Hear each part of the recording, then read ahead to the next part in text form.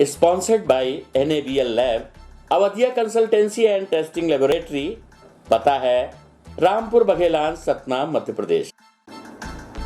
Brake fail होने से trailer में पीछे से टकराई थी बस। पहले ट्रैक्टर को मारी थी टक्कर। कलेक्टर एसपी पहुंचे अस्पताल।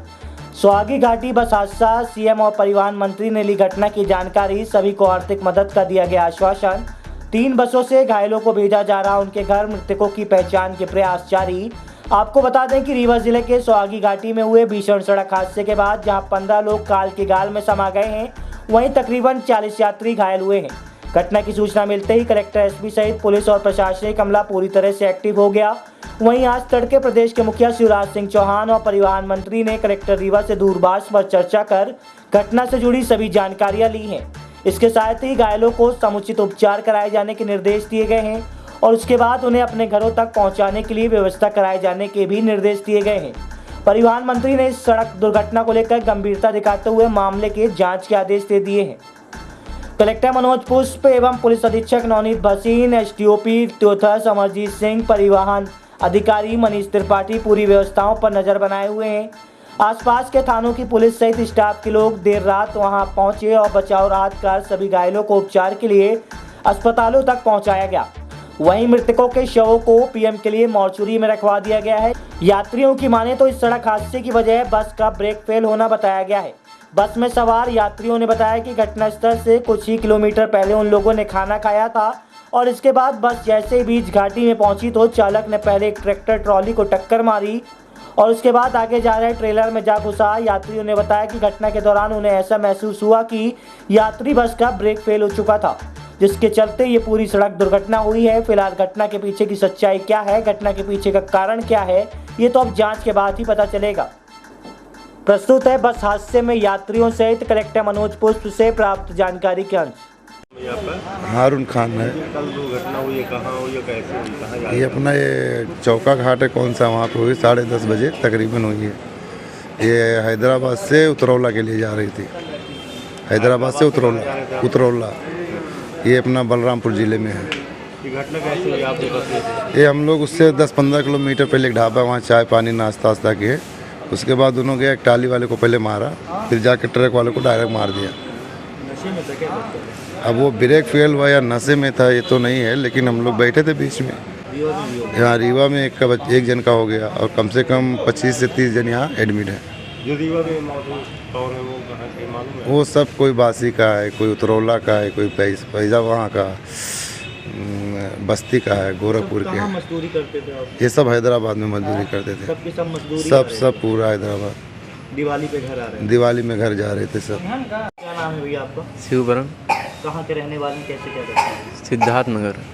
कैसे घटना क्या कहते हैं? बस ऊंचाई पे था, उसके बाद ब्रेक फेल हो गया था।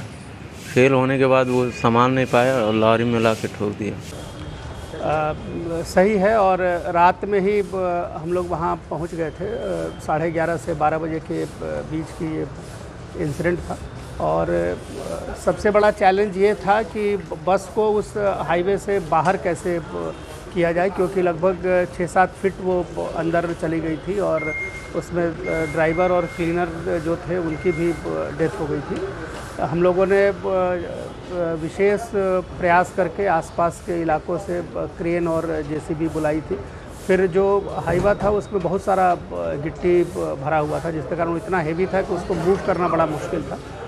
तो हाईवा के पार्ट को तोड़ के और उस गिट्टी को पहले अनलोड किया गया और अनलोड करने के बाद फिर उसको खींचा जा सका, जिसके बाद कि वो डेड बॉडी बाहर का आ सकी। लेकिन इस बीच में हम लोगों ने दरवाजे और खिड़कियों को तोड़ के और सभी घायलों को निकाल के और त्योथर अस्पताल भेज दिया था। और इस बीच में आसपास के इलाकों से जितने भी एम्बुलेंसेज उपलब्ध है 108 के, वो सारे हमने बुला लिए थे और लगभग 10 एम्बुलेंसेज में सभी घायलों को प्राइमरी ट्रीटमेंट करके संजय गांधी मेडिकल हॉस्पिटल ले आए। तो अच्छी बात ये रही कि जो ऑन स्पॉट बॉडी की डेथ हुई थी, जो बसों के अंदर, बस के हाईवा के अंदर जाने के कारण, उसके अलावा जो लोग थे उनमें से किसी की डेथ नहीं हुई थी। और एक जो बहुत ही ससेप्टेबल था, जिसको कि सबसे पहले निकाला गया था और उसमें से आपके कुछ साथी भी साथ में थे उस समय मौके पे, उसकी संभावना थी कि उनकी डेथ हो जाएगी, तो वो यहाँ ब्रॉड डेथ लाए गए थे। बाकी इसके अलावा जितने भी घायल भेजे गए थे वो सभी ठीक हैं और वर्तमान में उनका यहाँ इलाज चल रहा है। जिन लोगों को घर जाने की छुट्टी दे दी गई है उन लोगों को 2 बसों से इलाहाबाद रवाना किया जा चुका है। अभी भी 20 के आसपास लोग यहाँ हैं जिनके लिए हम एक और बस अरेंज कर रहे हैं और उस बस से उनको भी हम इलाहाबाद तक रवाना कर रहे हैं। इलाहाबाद के डिस्ट्रिक्ट मजिस्ट्रेट और कमिश्नर प्रयागराज से हमारी बात हो गई है और वो आगे भी उनके घर वालों को खबर करने और जो भी शासन की योजनाओं के अंतर्गत कार्रवाई करनी है वो भी इसको कर रहे हैं। तो माननीय मुख्यमंत्री महोदय ने भी सुबह ही हमने बताया, उन्होंने इसकी चिंता पाली है। घायलों के इलाज की व्यवस्था में कोई कोर कसर नहीं हो और इनको अपने घर पहुंचने में कोई समस्या नहीं हो। डेड बॉडी के आइडेंटिफिकेशन के हम लोग प्रयास अभी कर रहे हैं और आइडेंटिफिकेशन हो जाने के बाद प्रक्रिया की पूर्ति करके उनके बॉडी को भी उनके जो निवास स्थान है वहाँ तक पहुँचाने की व्यवस्था की जाए।